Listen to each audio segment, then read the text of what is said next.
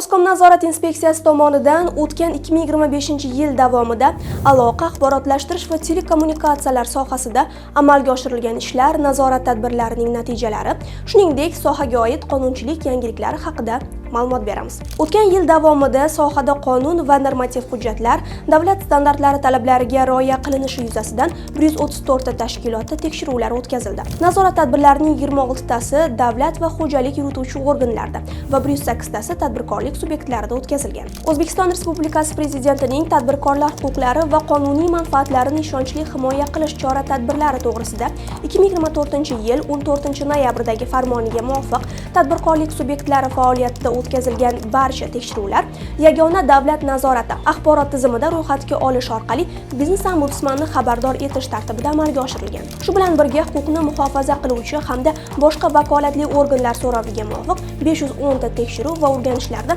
inspeksiya xodimlari faol ishtirok etgan. O'tkazilgan nazorat tadbirlarida aniqlangan kamchiliklarni bartaraf etish bo'yicha 122 ta tashkilotga ko'rsatma, 8 ta idoraga taqdimnoma, 70 nafar mansabdor shaxslarga ma'muriy choralar hamda 20 nafar mas'ul xodimga intizomiy chora qo'llanilgan. Shu bilan birga qonunchilik talablari buzilishining oldini olish va mavjud kamchiliklarni bartaraf etish maqsadida tadbirkorlik subyektlari bilan 69 ta profilaktika tadbirlari o'tkazilgan. Soha va tarmoqlarni raqamlashtirishga oid belgilangan 1546 ta loyihalar ijrosi monitoring qilinib, aniqlangan kamchiliklar bo'yicha vazirlik va idoralarga 29 ta ogohlantirishlar berilgan. Davlat organlarining rasmiy veb-saytlari orqali ko'rsatilayotgan 338 ta elektron davlat xizmatlari va 476 ta qo'shimcha elektron xizmatlarni ko'rsatish holati monitoring qilinib, aniqlangan kamchiliklar bo'yicha 8 ta tashkilotga ko'rsatma xatlari yuborilgan hamda kamchiliklar bartaraf etilishi ta'minlangan. Davlat organlari va tashkilotlarining jami 145 ta veb resurslari monitoring qilinib, uning natijasida 138 ta veb-saytlar kriptografik himoya protokollari bilan ta'minlangani hamda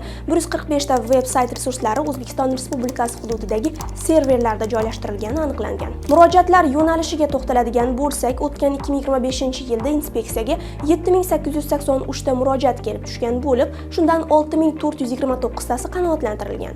Shuningdek, qisqa raqamli 1144 ishonch telefoniga 5662 ta murojaat kelib tushgan va ularning 4791 tasi qanoatlantirilgan. O'tgan yilning mos davriga nisbatan murojaatlar 7,7% ga kamaygan. Hisobot davrida jismoniy va yuridik shaxslarning vakillari ishtirokida 191 ta sayyor qabullar tashkil etilgan. Ularda 5390 nafar aholi vakillari ishtirok etib, ularning 832 ta murojaatlari ko'rib chiqilgan. Shundan 745 tasi qanoatlantirilgan, 87 tasiga huquqiy tushuntirishlar berilgan. Aholiga ko'rsatilayotgan mobil aloqa xizmatlari sifatiga salbiy ta'sir o'tkazayotgan 1687 ta noqonuniy foydalanilayotgan qurilmalar, ya'ni radioelektron vositalar va repeaterlar faoliyatiga chek qo'yilgan. Turizm maskanlari, aeroport, temir yo'l, avtovokzal va boshqa jamoat joylarida tashkil etilgan 4170 dan ortiq Wi-Fi hududlarida xizmatlar sifati monitoring qilingan hamda aniqlangan 307 ta kamchiliklar bartaraf ettirilgan. Pochta aloqasini nazorat qilish yo'nalishida yo'llangan xat-xabarlarni belgilangan muddatlarda manziliga yetkazilishi holati monitoring qilinib, aniqlangan 1138 ta kamchiliklar bo'yicha ogohlantirishlar berilgan hamda kamchiliklarga yo'l qo'ygan 59 nafar mas'ullarga nisbatan intizomiy choralar qo'llanilgan. Xabaringiz bor, 2025-yilning 11-dekabrida davlatimiz rahbarining 371 son qarori bilan inspeksiyaning mavjud vazifalariga qo'shimcha ravishda axborot sohasiga doir yangi vazifalar yuklatildi.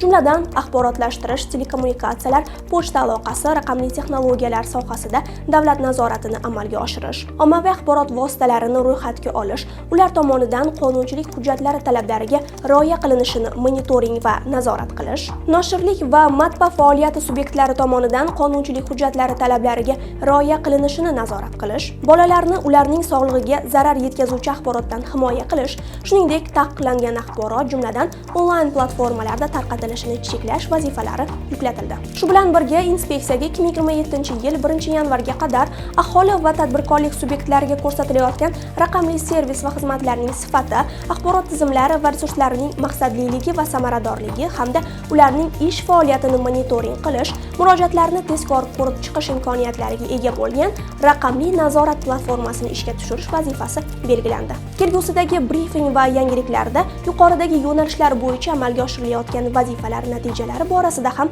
ma'lumot yetkazib boramiz.